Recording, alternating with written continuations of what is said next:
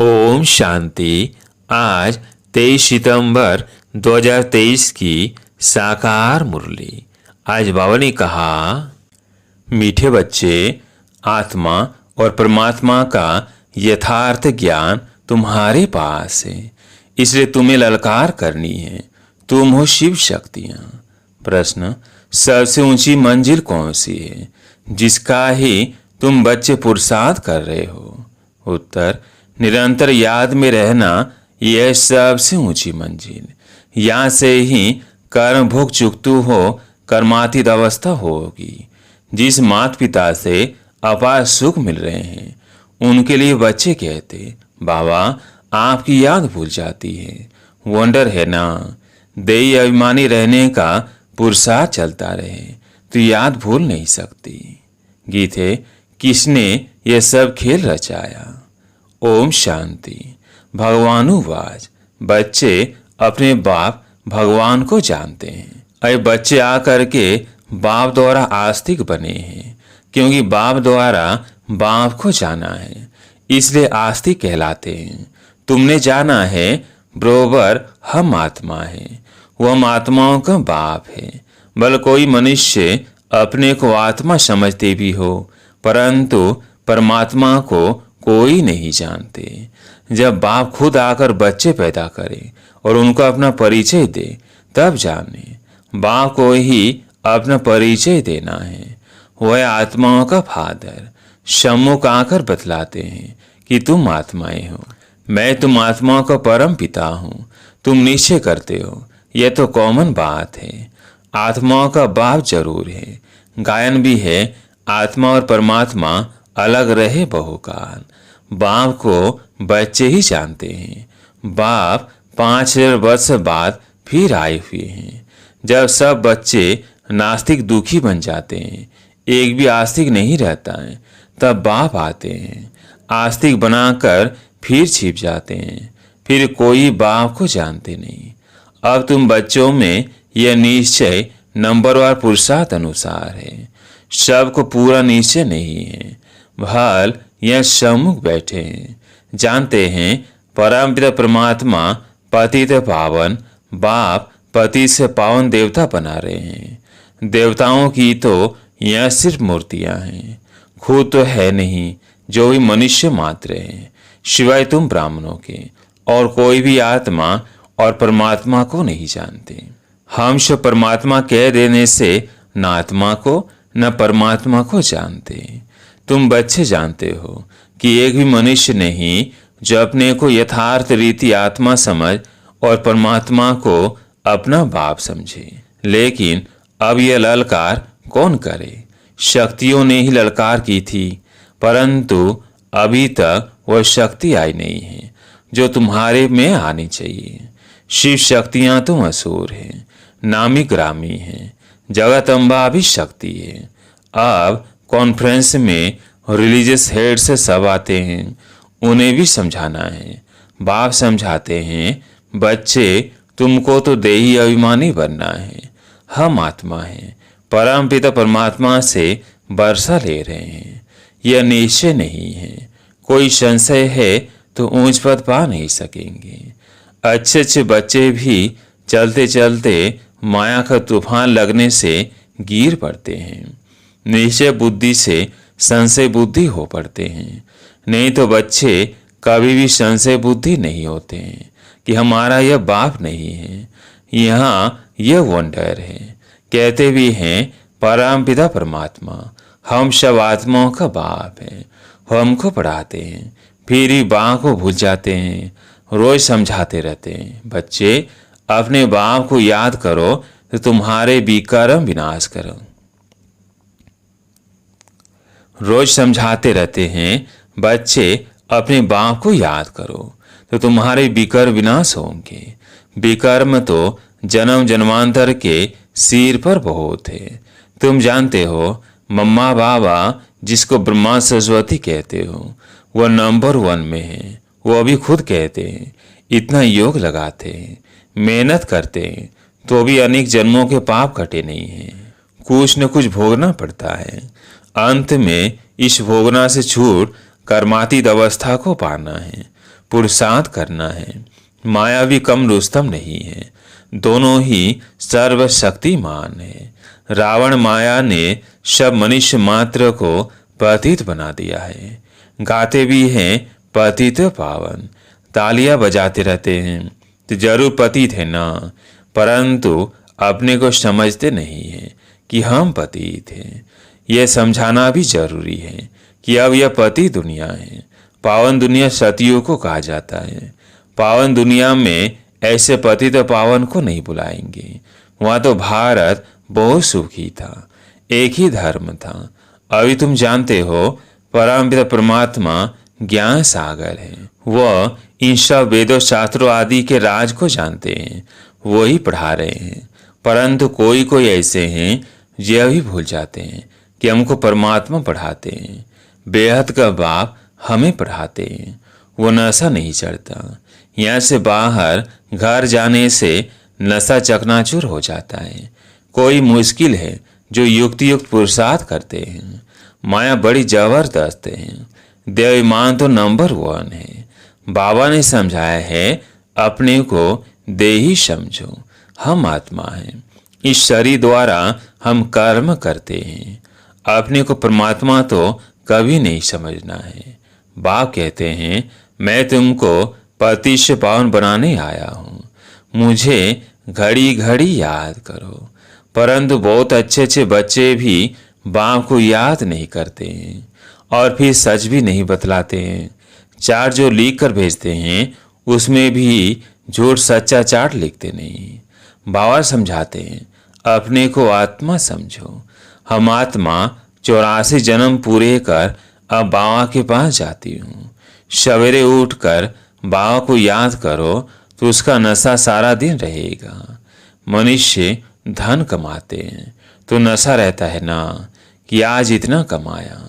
यह भी धंधा है, व्यापार है, तो उसमें कितनी मेहनत करनी चाहिए। बाबा अपना अनुभव बतलाते हैं कितनी मेहनत करते हैं। सवेरे उठकर अपने से बातें करनी है। अब पाठ पूरा हुआ, अभी हम गए कि गए, फिर 21 जन्म राज्य करना है। कितना मीठा, कितना प्यारा, वंडरफुल बाबा है। ऐसे बाप को कोई मनुष्य मात्र जानते नहीं है। बाप आकर बच्चों को अपने से भी ऊंच ले जाते हैं और बच्चे फिर बाप को सर्वव्यापी के अपने से भी नीचे ले गए हैं। इसलिए बाप कहते हैं तुम बहुत दुखी बन पड़े हो।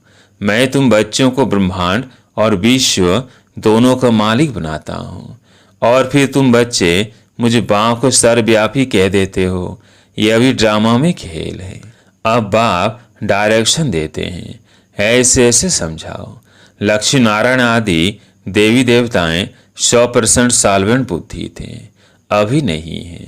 फर्क देखो कितना है। कहाँ भारत स्वर्ग था, अभी नर्क है। यह ज्ञान कोई मनुष्यों में नहीं है।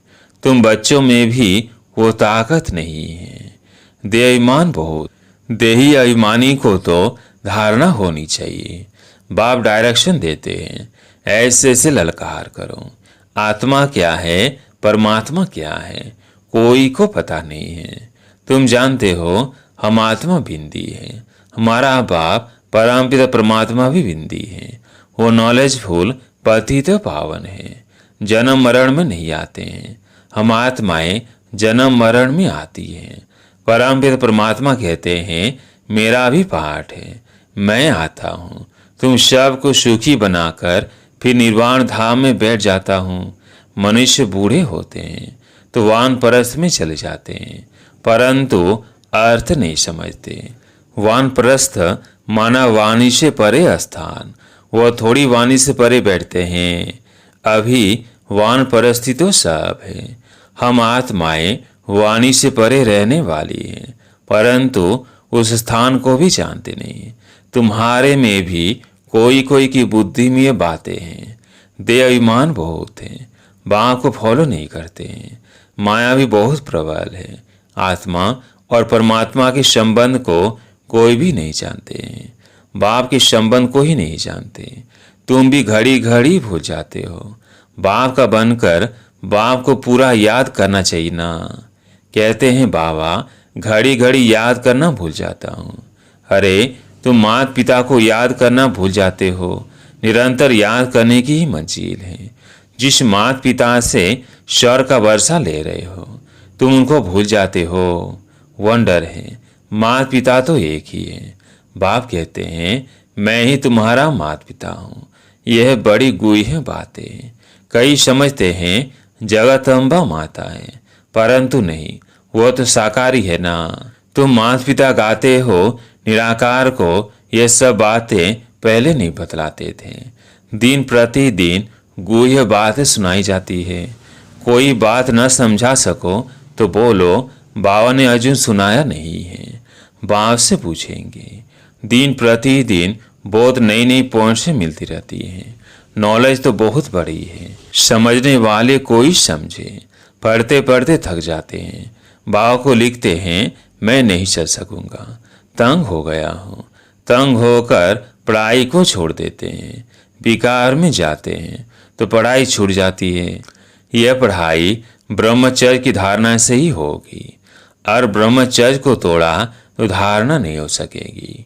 दूसरे को कह नहीं सकेंगे कि काम महाशत्रु है। बुद्धि का ताला ही बंद हो जाता है। मंजिल बहुत ऊंची है। सन्यासी तो गृहस्थ धर्म को छोड़ भाग जाते हैं। वो है हठ योगी सन्यासी, और यह है राजयोग। बाप ही आकर राजयोग सिखलाते हैं। हठ योगी कभी राजयोग नहीं सिखला सकेंगे। यह बात पूरा समझाने का ढंग नहीं आया है। उन्हों को है हठयोग संन्यास। वह पतित को पावन बना नहीं सकते। तुम्हारा है बेहद का संन्यास, वह है हद का संन्यास। तुम्हारी बुद्धि में है कि हमारे 84 जन्म पूरे हुए, अब हम वापिस जाते हैं। यह बेहद का संन्यास बुद्धि से किया जाता है। उनका है हठ योग कर्म संन्यास। तुम्हारा है राजयोग कर्म योग, जो भगवान ने सिखलाया है। अभी तुम अच्छी रीति समझा सकते हो कि वह है हठ योग और यह है राजयोग। शिव को भी कोई समझते नहीं है। जैसे आत्मा बिंदी है वैसे शिव भी बिंदी है। बिंदी का निशान भी भ्रिकुटी में ही दिया जाता है, और कोई जगह बिंदी नहीं देंगे। भ्रिकुटी में ही बिंदी दी जाती है। आत्मा भी यहीं निवास करती है। यह किसको पता नहीं है, इतनी छोटी बिंदी में 84 जन्मों का अविनाशी पाठ नुधा हुआ है। यह कितनी डीप बातें हैं, कोई को समझाने नहीं आएंगी। रियलिटी में समझाना है। जैसे आत्मा बिंदी है वैसे परमात्मा भी बिंदी है। अगर दूसरी आत्मा आएगी तो भी बाजू में आकर बैठेगी ना। ब्राह्मण में आत्मा को बुलाते हैं। आत्मा आकर बोलती है हमने फलानी जगह जन्म लिया है। तो आत्मा कहाँ आकर बैठेगी? क्या माथे में? उनमें अपनी भी आत्मा है ना। बाप कहते हैं मैं भी बिंदी हूँ। मुझे परम पिता परमात्मा कहते हैं। उनकी महिमा बड़ी भारी है। शिवाय नमः। यह किसने महिमा की? आत्मा शालिग्राम ने। तो जरूर वो अलग है। दुनिया इन बातों को नहीं जानती। तुम जानते हो उनका एक ही नाम शिव है। ब्रह्मा विष्णु शंकर को ब्रह्मा देवताय नमः विष्णु देवताय नमः कहेंगे। उनको शिव परमात्मा नमः कहेंगे। तो शिव ऊंच ठहराना। यह बातें तुम समझ सकते हो। यह नॉलेज भी तुमको अभी है। तुम्हारा ये हीरे जैसा जन्म है। देवताएं तो प्रारब्ध भोगते हैं। यह प्रारब्ध देने वाला बाप वंडरफुल है। ऐसे पारलौकिक बाप का कितना रिगार्ड रखना चाहिए। बुद्धि योग इस ब्रह्मा में नहीं उनमें रखना है। वह बाप पढ़ाते हैं इस द्वारा। ये शरीर लोन लिया है। सारी सृष्टि में कितना बड़ा मेहमान है। शिव बाबा परम धाम से आते हैं। कितना बड़ा भारत का मेहमान है। कहाँ से आया हुआ है? उन मिनिस्टर आदि की कितनी इज्जत होती है। यह गुप्त वेश में कितना बड़ा मेहमान पतित को पावन बनाने आया है। अच्छा, मीठे मीठे सिकिल्ले बच्चों प्रति माता पिता बाप दादा का याद प्यार और गुड मॉर्निंग। रूहानी बाप की रूहानी बच्चों को नमस्ते। हम रूहानी बच्चों की रूहानी बाप दादा को याद प्यार गुड मॉर्निंग नमस्ते नमस्ते। धारणा के लिए मुख्य सार। पहला पॉइंट है, सवेरे सवेरे उठ याद में बैठ कमाई जमा करनी है, अपने आप से बातें करनी है, दैवी अभिमानी रहना है। दूसरा पॉइंट है, राजयोग कर्म योग सीखना और सिखलाना है, कभी भी तंग होकर पढ़ाई नहीं छोड़नी है, बाप का रिगार्ड जरूर रखना है। आज प्यारी मीठी वाक का वरदान, बाप समान बेहद की प्रीति रखने वाले मास्टर विश्व कल्याणकारी भव। बाप समान बेहद की प्रीति रखने वाले मास्टर विश्व कल्याणकारी भव। बेहद की प्रीति अर्थात सर्व आत्मा के प्रति कल्याण की प्रीति रखना, यही मास्टर विश्व कल्याणकारी बनना है। सिर्फ अपने व अपने हद के निमित्त बनी हुई आत्माओं के कल्याण अर्थ नहीं, लेकिन सर्व के कल्याण की प्रीति हो, जो अपनी उन्नति में, अपनी प्राप्ति में, अपने प्रति संतुष्टता में राजी होकर चलने वाले हैं, वो स्वकल्याणी हैं। लेकिन जो बेहद की वृत्ति रख बेहद सेवा में बिजी रहते हैं, उन्हें कहेंगे बाप समान मास्टर विश्व कल्याणकारी। स्लोगन, निंदा स्तुति मान अपमान हानि लाभ में समा रहने वाले ही योगी तो आत्मा है।